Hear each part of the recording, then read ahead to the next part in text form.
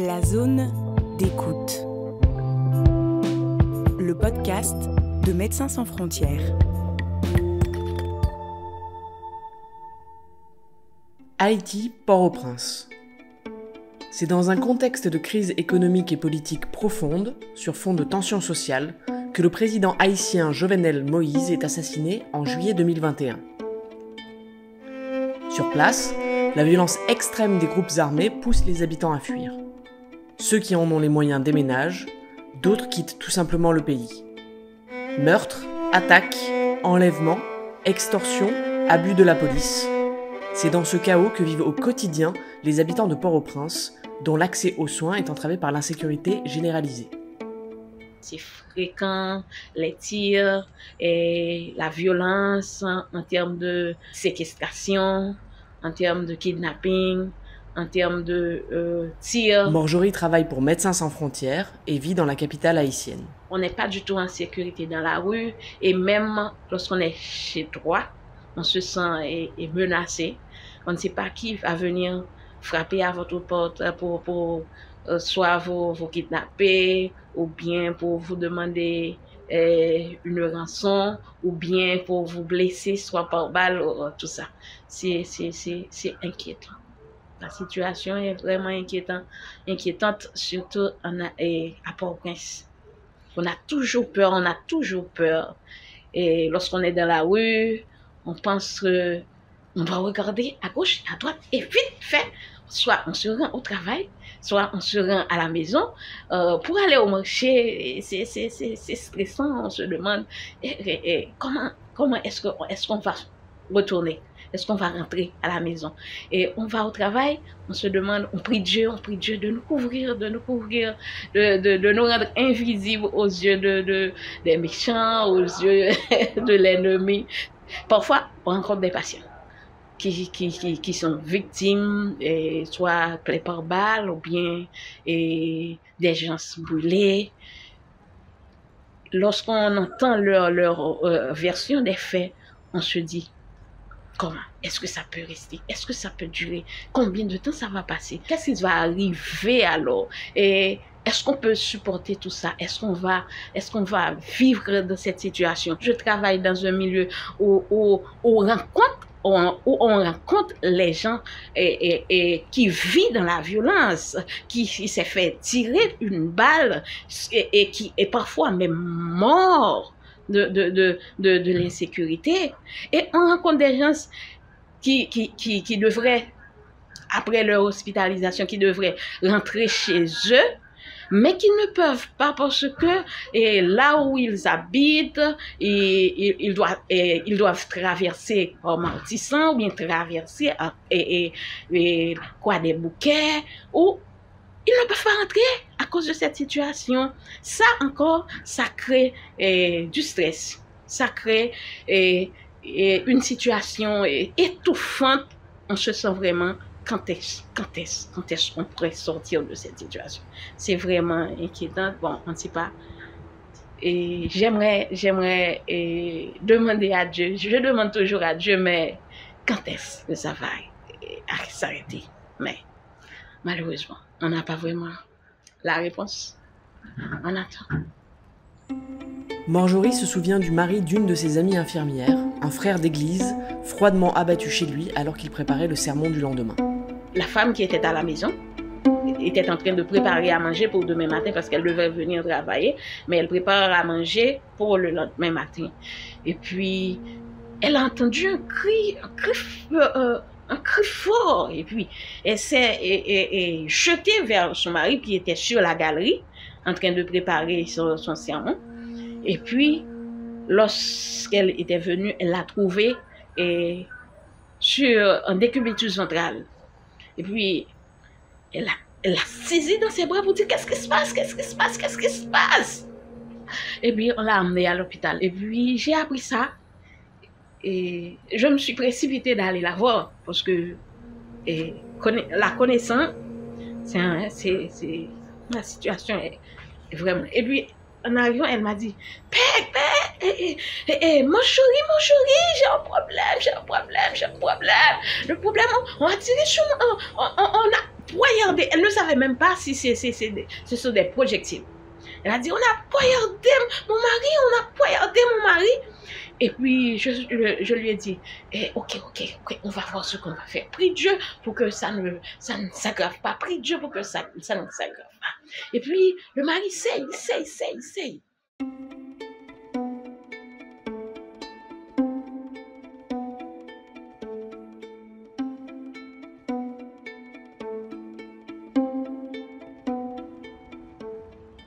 patient sait énormément, le patient sait. On essaie de faire de faire l'autotransfusion, on tire le sang. Et puis arrivé à un moment, je vois le patient a perdu conscience. Je me suis dit, waouh, c'est pas bon signe. Et puis on a réanimé. Tout le monde était là à porter mes fautes. On a réanimé, on essaie de réanimer. On fait des examens, on fait tout ce qui était possible et imaginable pour sauver le patient. Et puis arrivé à un moment, je suis allée voir le patient et puis je vois, c'est perdu, c'est fini. On n'a pas d'autre choix. Et puis après, je suis allée voir mon collègue, il dit, mon chéri, qu'est-ce qui se passe? Mais il ne respire pas. Il est mort. Qu'est-ce que je vais dire aux enfants?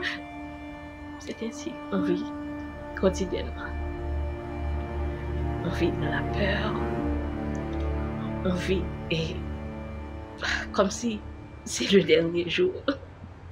La fille de Marjorie a 20 ans. Elle étudie à la faculté de Notre-Dame.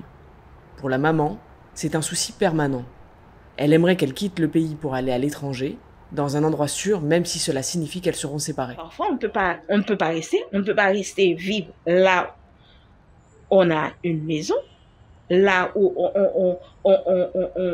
on a installé, on a un foyer, on a du travail. On ne peut pas rester juste pour sauver la vie, pour sauver votre vie. Parce que s'il n'y a pas de vie, il n'y a rien. On doit sauver ça. C'est ce qui est beaucoup plus précieux, c'est la vie. Avant, c'était différent. C'était vraiment différent. C'était vraiment différent. La vie était beaucoup plus facile. Et du point de vue économique, et du point de vue et travail aussi, c'est beaucoup plus facile de trouver du travail dans la capitale que dans les villes de province. Et puis, on sortait sans vraiment trop grande difficulté. On peut entendre quelques cas de violence, mais de manière sporadique, de manière isolée, mais pas vraiment. Parce que lorsque je suis arrivée à Port-au-Prince, j'habitais un quartier du côté de Montissan. Ah oui, j'ai eu mes 2 premiers enfants. Je les ai eus à Montissan. Ah oui, j'habitais là-bas. Les maisons étaient beaucoup plus... Le prix était beaucoup plus abordable. La cour, on avait tout ce qu'on devrait avoir dans une maison. Et de l'eau, des arbres, une petite cour où les enfants peuvent jouer, tout ça. Son travail permet à Marjorie d'occuper son esprit. Les gardes à l'hôpital durent 24 heures afin d'éviter au personnel de faire trop d'allers-retours et limiter ainsi le risque d'être attaqué sur la route. Le travail m'aide, même si on est arrivé à l'hôpital, on trouve quelqu'un qui s'est fait agresser, qui s'est fait brûler violemment, qui s'est fait tirer dessus violemment, mais on se sent utile. Avec l'aide, on apporte de l'aide et parfois de l'aide même psychologique parce qu'on vit beaucoup plus près avec les patients. On doit les rassurer et les aider à vivre, à sortir de ce cauchemar parce que parfois il y a des patients qui sont vraiment stressés beaucoup même plus que nous les soignants. Hugo lui aussi travaille dans un hôpital de la capitale. Il habite loin du centre-ville et doit traverser Martissan pour se rendre au travail. La route qui traverse ce quartier de Port-au-Prince est devenue impraticable depuis 1 an à cause de l'augmentation des attaques des groupes armés. J'habite à Carrefour, loin du centre-ville, la traversée de la Martissan. Donc, je dois passer à Martissan pour aller chez moi. Et c'est un trajet que je fais chaque jour. Parce que mes enfants sont petits, donc je ne dois pas laisser la famille tout seul, vu problématique de violence en Haïti. Donc, avoir un père, un homme à la maison, donc ça fait beaucoup de choses sur le plan sécurité pour la famille. En arrivant chez moi, c'est calme. Mais pour passer à Martissan, donc il y a beaucoup de choses qui se passent. On a vu des choses qui ne sont pas même humaines. On a vu aussi des gens en train de... qui sont en train de maltraiter. On a vu aussi des gens qui sont en train de exécuter. On a vu des gens, après avoir exécuté, et boulés par la suite. Donc ça fait beaucoup d'impact dans notre vie. Heureusement, dans le travail qu'on est, on a mis sur place un service santé mentale qui nous aide beaucoup. Parce que là, en arrivant au travail, on a un endroit pour s'expliquer, pour nous s'exprimer un petit peu ce qu'on a vécu. Donc, et ensuite, avec les conseils, on suit les conseils de la santé mentale pour ne pas extérioriser ça sur la famille aussi. Mais certaines fois, c'est vraiment choquant et à la première vue. Comme par exemple, moi personnellement, j'ai été braqué et menacé, secoué, et puis avec arme à feu pointée. Donc, on m'a dépouillé presque de tout ce que j'avais sur moi. Je venais au travail et c'est environ 6 heures, 7 heures moins du matin. Donc, on arrivait à Martissan. Donc, les bandits, à peu près de 30 personnes lourdement armées. Donc, on kidnappé la voiture, le bus, transport en commun que j'étais. Donc, il nous a fait entrer dans un endroit très éloigné de Martissan, à hauteur. Donc, il nous a dépouillé, tout le monde, il nous a dépouillé de tout.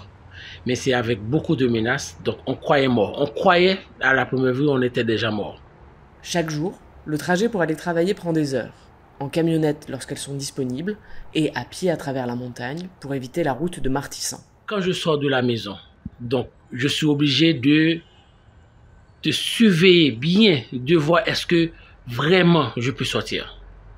Donc comment je vois si je peux sortir, c'est rester devant la barrière de ma maison, voir s'il y a des gens qui passent. Parce qu'à moi seul, je ne peux pas sortir. Donc j'attends pour qu'il y ait des gens qui passent et je les accompagne pour sortir sur la route principale pour trouver un tap-tap. Et là encore, pour sortir pour trouver un tap-tap à 3h30, 4h du matin, donc il me faut un petit peu 1 heure de temps ou 30 minutes pour trouver même un tap-tap.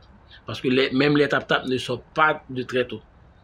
Donc arrivé à Martissan, arrivé à Fontamara, de Carrefour à Fontamara, c'est là le tap-tap nommé. Donc de Fontamara à 43. Donc on doit passer par le territoire que j'avais dit avant. Donc pour aller dans un endroit qu'on appelle Savane Pistache. Et c'est quasiment à pied. Environ 7 à 8, même 9-10 km. À pied. Et c'est montagne. C'est montagne. Donc arrivé ici, donc c'est fatigant. Mais puisque ça fait partie de notre vie quotidienne et on doit travailler. Mais heureusement, on a ce travail parce qu'en arrivant ici, donc on a d'autres préoccupations que ce qu'on a vécu. Mais cela n'exclut pas totalement ce qu'on a vu. À plusieurs reprises, il est arrivé au père de famille de ne pas pouvoir rentrer chez lui et de dormir à l'hôpital, en raison des tirs et de la présence de bandes armées. La vie est très chère en Haïti. Elle est très chère. Elle est très chère en Haïti. Donc, non seulement c'est difficile pour trouver un travail, et quand on trouve ce qu'on gagne, ne peut pas vraiment répondre aux besoins de la famille. Donc, il nous faut des choses en parallèle, mais comment faire? Donc, on ne peut pas créer trop de visibilité sur nous. Même si on gagne peu, on veut créer certaines choses. Si on crée trop de visibilité, donc il arrive de se faire kidnapper. Tu vois? Donc on est obligé, ce qu'on gagne, on mange. Tu vois? On mange ce qu'on gagne. Donc on ne crée rien. On ne peut pas créer. Parce que si on crée quelque chose pour pour faire des choses en parallèle, comme par exemple, moi, ma femme, je pourrais peut-être créer quelque chose avec ce que je gagne pour ma femme chez moi. Mais si je le fais, donc il va y avoir trop de visibilité sur ma maison, donc il y a un risque aussi pour se faire kidnapper. C'est même pour envoyer nos enfants à l'école. Donc si on met l'uniforme sur nos enfants dès notre maison, il va y avoir trop de visibilité. Oui. On est obligé de mettre en civil, oui, nos enfants. Arriver à l'école maintenant, on change. Tu vois? Donc c'est cette stratégie qu'on emploie. Parce que l'école qu'on a mis nos enfants, il y a des gens dans nos entourages qui ne peuvent pas faire ça.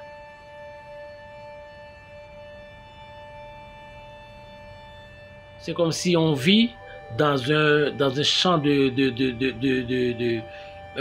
un champ de guerre. C'est comme si on est là des civils dans un champ de guerre. Mon rêve, c'est mes enfants. Mon rêve, c'est mes plus chers. C'est lutter avec mes enfants pour terminer leurs études primaires et les envoyer ailleurs pour étudier, pour faire leurs études secondaires et universitaires. Moi, je veux rester dans mon pays. Je veux rester là. Parce que j'ai la foi que cela va changer un jour. En 2021, plus de 22 000 personnes ont été admises en urgence par les équipes de MSF. Dans nos structures, plus de 15 000 cas de traumatisme et plus de 830 brûlés ont été pris en charge. Plus de 1500 victimes de violences sexuelles y ont été soignées. C'était Haïti au cœur du chaos de Port-au-Prince, un podcast produit par Médecins sans frontières, avec la participation de Marjorie, Hugo, membres du personnel de MSF à Port-au-Prince.